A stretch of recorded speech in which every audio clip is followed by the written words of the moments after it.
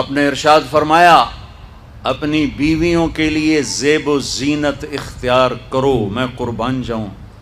میں تو آپ کو نبی کا دین بتا رہا ہوں، آپ کا تو دین بڑا اوکھا کام، بیوی واسطے چنگے کپڑے پاؤنا اوکھا کام۔ میرے نبی نے کہا اپنی بیویوں کے لیے زیب و زینت اختیار کرو۔ سبحان اللہ۔ عورتوں سے کہا، واہ واہ، قربان جاؤں، اشارتاً ہمیں مردوں کو صراحتاً، عورتوں کو اشارتاً، اپنی بیویوں کے لیے زیب و زینت اختیار کرو۔ بنو اسرائیل میں زنا اس لیے پھیلا کہ مردوں نے بیویوں کے لیے زیب و زینت چھوڑ دی تو وہ غیر مردوں کی طرف مائل ہو گئیں۔ اور پھر عورتوں کو فرمایا کہ خامدوں کے لیے تیار ہو۔ کیسے؟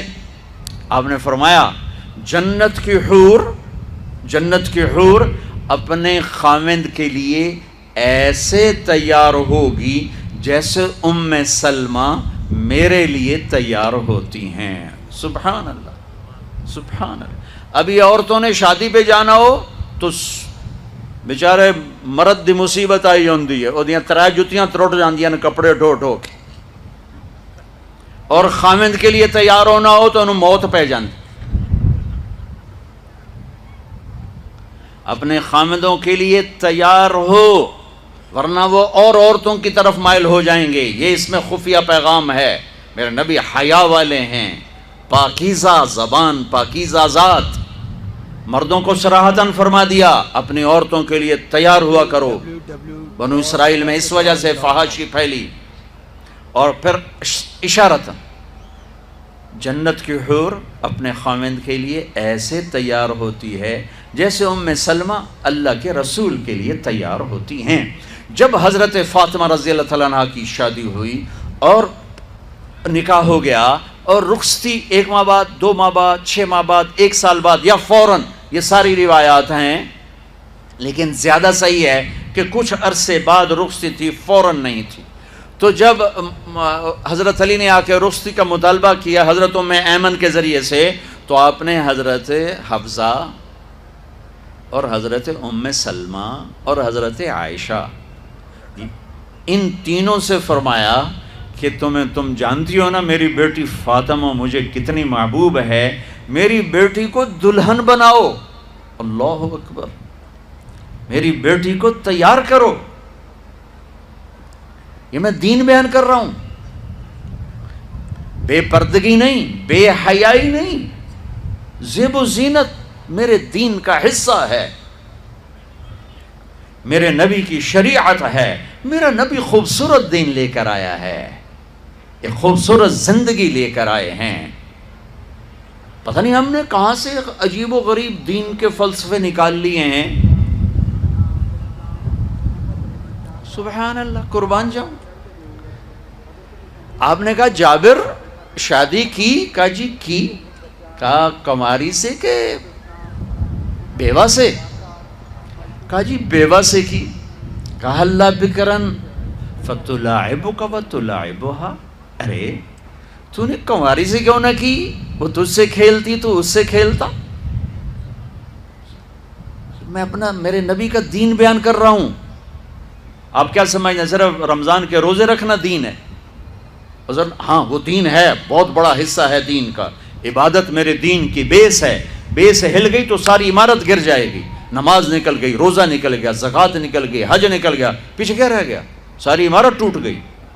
لیکن یہ بیس کو عمارت نہیں کہتے، ہاں بیس پر عمارت کھڑی ہوتی ہے۔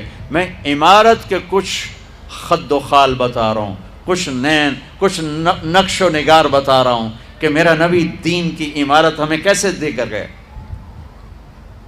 کبھی آپ نے میلا کپڑا نہیں پہنا، پرانا کپڑا پہنا، پیوند لگا کپڑا پہنا، میلا کپڑا زندگی بھر نہیں پہنا، زندگی بھر۔ اور آپ کے بدن مبارک سے، آپ کے پسینے سے ایسے خوشبو آتی جیسے مشک سے خوشبو آتی، دنیا کے سب سے مہنگی خوشبو۔ آپ حضرت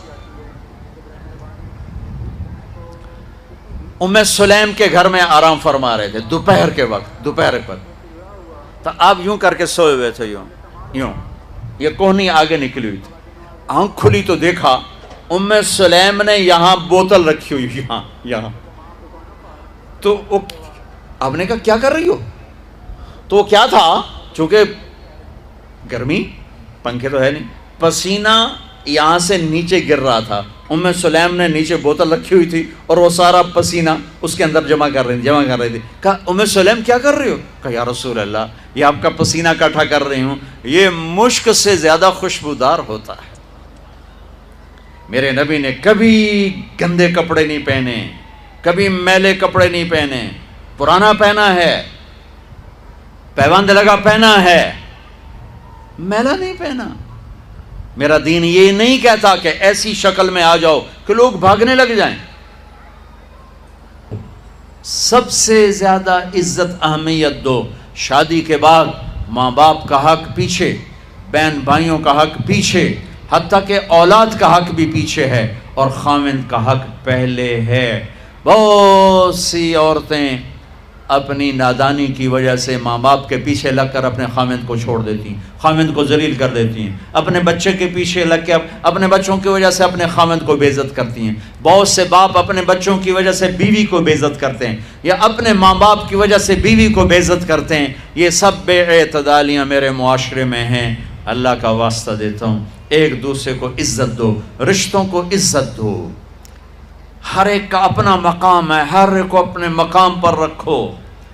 ماں باپ کی وجہ سے بیوی کو بے عزت نہ کرو، بیوی کی وجہ سے ماں باپ کو بے عزت نہ کرو، بیوی اپنے ماں باپ کی وجہ سے خاوند کو بے عزت نہ کرے. یہ وہ رشتہ ہے جس میں اولاد بھی نہیں داخل ہو سکتی.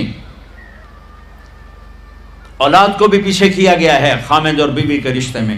اور یہ وہ رشتہ ہے جس سے میرے اللہ نے اپنی نشانیوں میں سے ایک نشانی بتایا ہے. ایک نشانی، من آیاتہ ان خلقکم من تراب. میں ٹپس پڑھتا ہوں آیات کے، ساری آیت نے. میری بہت بڑی نشانی تو میں مٹی سے بنایا. واقعی نشانی ہے نا بھائی؟ ارے بولو. من آیاتہ خلق السماوات والارض. میں نے ایک آیت چھوڑ دی، بعد میں پڑھوں گا. میری بہت بڑی نشانی زمین آسمان کا بننا. واقعی بہت بڑی نشانی. من آیاتہ منامکم باللیل والنہار.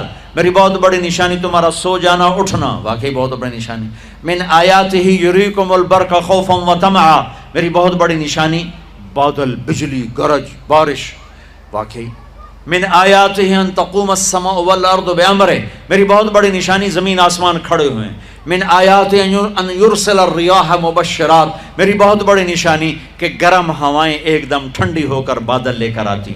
اب میں وہ آیت پڑھتا ہوں جو میں نے چھوڑ دی تھی، اور جو شاید آپ نے اس اینگل سے کبھی سوچا نہ ہو کہ اللہ کس چیز کو اپنی نشانی کہہ رہا ہے اور کتنی بڑی بڑی نشانیوں میں اس کو لا رہا ہے. میری بہت بڑی نشانی مٹی سے بنایا، میری بہت بڑی نشانی زمین آسمان بنایا، میری بہت بڑی نشانی جاگنے سونے کا سلسلہ بنایا، میری بہت بڑی نشانی بارش، بجلی، گرج، چمک، میری بہت بڑی نشانی زمین آسمان کا تھمے رہنا، میری بہت بڑی نشانی ہواؤں کا بادل لانا. اب سنو، من آیاتہ ان خلق لکم من انفسکم ازواجا لتسکنوا الیہا وجعل بینکم مودۃ ورحمہ ان فی ذلک لآیات لقوم یتفکرون. اللہ اکبر. صرف یہاں یتفکرون کا لفظ اللہ لے کر آئیں کہ غور کرو گے تو پتہ چلے گا نشانی کیا. میرا اللہ کہہ رہا ہے کہ میری بہت بڑی نشانی ہے کہ میں نے خاوند اور بیوی کا رشتہ بنایا. کبھی یہ اس طرف دھیان گیا ہے کہ یہ جو ہم خاوند بیوی بیٹھے ہیں یہ اللہ کی بہت بڑی نشانی؟ کبھی خیال ہے؟ اللہ اکبر. اللہ نے ماں باپ کا رشتہ بنایا، اسے نشانی نہیں کہا. اللہ تعالیٰ نے اولاد کا رشتہ بنایا، اسے نشانی نہیں کہا. اللہ نے دادے پوتے بھی جتلائے، اسے نشانی نہیں کہا.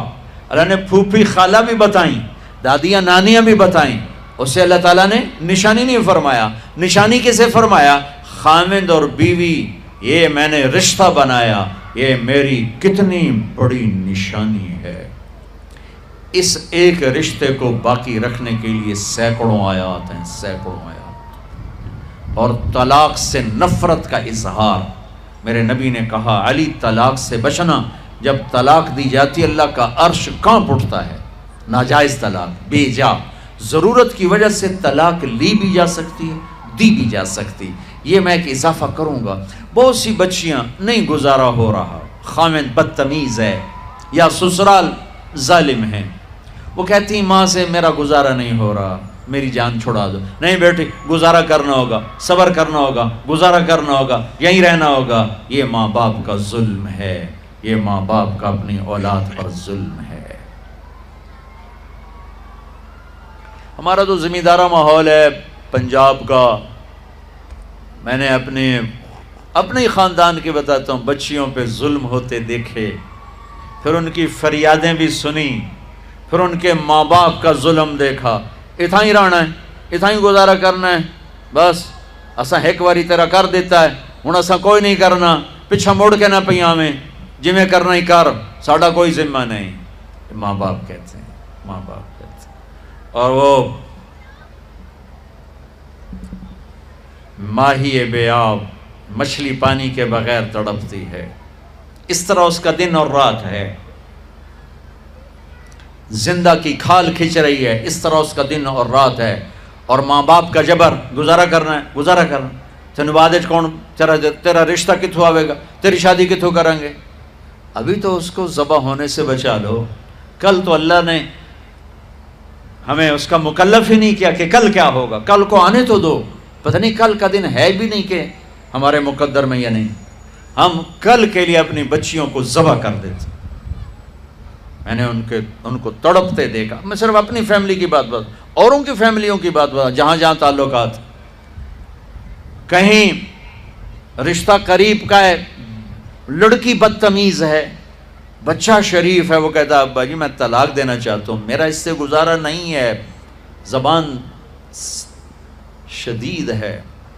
ہائے میرے بھائیو، گھروں کی آبادی اللہ کی قسم، مالدار ہو یا غریب ہو، صرف اچھے اخلاق سے ہوتی ہے. اور گھروں کی بربادی مالدار ہو یا غریب ہو، برے اخلاق سے ہوتی ہے، برے اخلاق سے ہوتی ہے. دو واقعے اوپر نیچے ہوئے.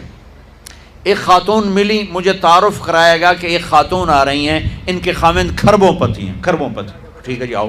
اس خاتون نے آتے ہی رونا شروع کر دیا. مولانا لوگ مجھے خوش قسمت سمجھتے ہیں کہ میں بہت بڑے مالدار کی بیگم ہوں، میرا دل زخمی ہے، میرے خاوند کا سلوک اچھا نہیں، میں دولت کو آگ لگاؤں، یہ ہیرے کے سیٹ کو میں کیا کروں جب اس کا سلوک ہی میرے ساتھ اچھا نہیں. چند دن کے بعد ایک نوجوان ملا. مولانا میں اپنی زندگی سے تنگ ہوں، میری بیوی انتہائی بدتمیز ہے، انتہائی زبان دراز ہے، میں اپنی زندگی سے تنگ آ چکا ہوں، 3 بچے ہو چکے ہیں، طلاق دے نہیں سکتا، میں کیا کروں. یہ روزمرہ کے واقعات ہیں. تو ضرورت کے لیے طلاق دی جا سکتی ہے، لی جا سکتی ہے، نہ عیب ہے نہ تانا ہے، نہ ذلت ہے نہ کوئی داغ ہے. لیکن ابھی فیصل آباد سے ایک بچی ملی، اس کی بچی گود میں. طلاق کیوں ہو گئی؟ کہا سسرال نے کہا بچی کیوں پیدا ہوئی ہے، گھر واپس جا. طلاق دے دی. بچی پیدا ہونے پہ طلاق دے دی. پچھلے ہفتے ملا ہوں، پچھلے ہفتے. کیا قصور ہے جی، بچی پیدا ہوئی طلاق دے دی. اور یہ 3 دن پہلے اسلام آباد میں خاتون ملی کہ سسرال نے گھر سے نکال دیا، کیوں 3 بچیاں گھر سے نکال دی، 3 بچیاں پیدا ہونے پر گھر سے نکال دیا. یہ بھی اسی دیس کی کہانی ہے، یہ بھی اسی دیس کی دکھ بھری داستان ہے. ظلم صرف وہ نہیں جو بھتہ کی پرچیاں آ رہی ہیں اور جو دہشت گردی ہو رہی ہے، یہ جیسے وہ بہت بڑا ظلم ہے، ایسے یہ بھی بہت بڑا ظلم ہے کہ کہیں بچیاں ذبح ہو رہی ہیں، کہیں بچے ذبح ہو رہے ہیں.